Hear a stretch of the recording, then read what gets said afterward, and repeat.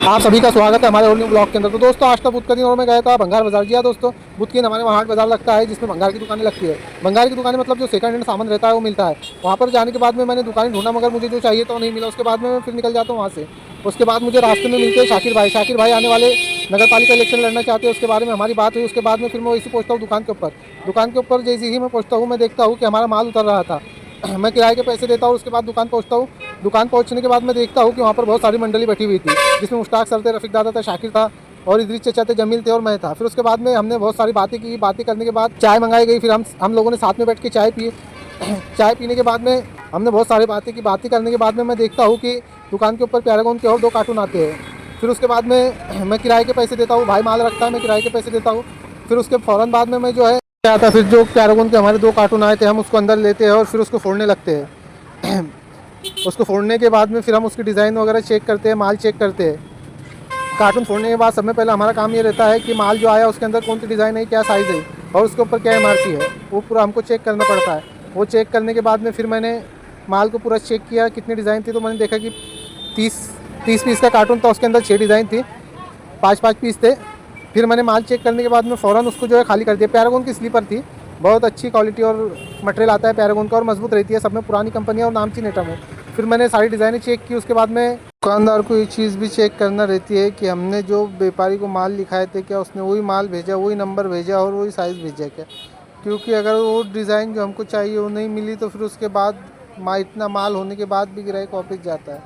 फिर उसके बाद में हुआ यूँ कि मैंने पूरा माल खाली किया। माल खाली करने के बाद में फिर मैंने दूसरा कार्टून लिया। दूसरे कार्टून फोड़ते वक्त जो है फिर जैसे मैं कार्टून फोड़ रहा था वैसे मैंने ब्लेड लिया। ब्लेड लेने के बाद में तब मुझे हाथ पे चोट लग गई थी पर मुझे एहसास नहीं हुआ उस चीज़ का।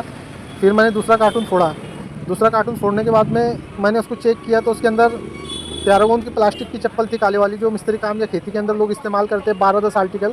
फिर मैंने माल वगैरह चेक किया और फिर उसके बाद में उसे जमाने लगा। जमाते जमाते जब मैं कार्टून खाली कर रहा था तब अचानक मेरी उंगली में दर्द होने लगा।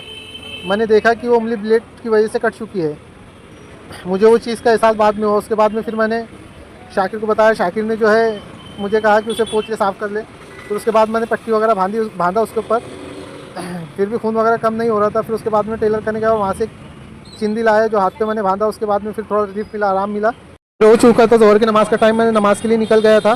दोस्तों आप जो भी फील्ड में रहते हैं साथ में नमाज़ ज़रूर पढ़ा कीजिए क्योंकि नमाज़ से हमारी ज़िंदगी में सुकून और बरकत रहती है और अल्लाह ने इसे हमारे ऊपर फ़र्ज़ किया गया है। फिर मैं देखता हूँ कि ज़ोहर की जमात तो हो चुकी थी। फिर मैं ज़ोहर की नमाज़ पढ़ता हूँ और उसके बाद में फिर दुकान पे आता हूँ कि देखता हूँ कि जमील तो घोड़े बेच के सो रहा था।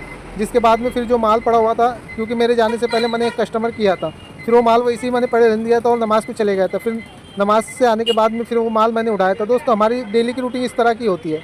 बहुत सारा माल हमें इकट्ठा करना पड़ता है। फिर उसके बाद में कस्टमर ग्राहक आता है, उसे बताना पड़ता है। भले ही वो 1 पीस लेता हो मगर कम से कम 20 से 25 आइटम हम लोगों को उसे बताना पड़ते हैं। बताने के बाद में फिर वो पसंद करता है। पसंद करने के बाद में फिर भाव में जमना चाहिए। फिर भाव में जमने के बाद में जमता है नहीं जमता है, कस्टमर लेता है नहीं लेता है, ये तो उसकी मर्ज़ी का सवाल होता है। पर दुकानदार कोशिश करता है कि जो भी कस्टमर आए वो वापस न जाए।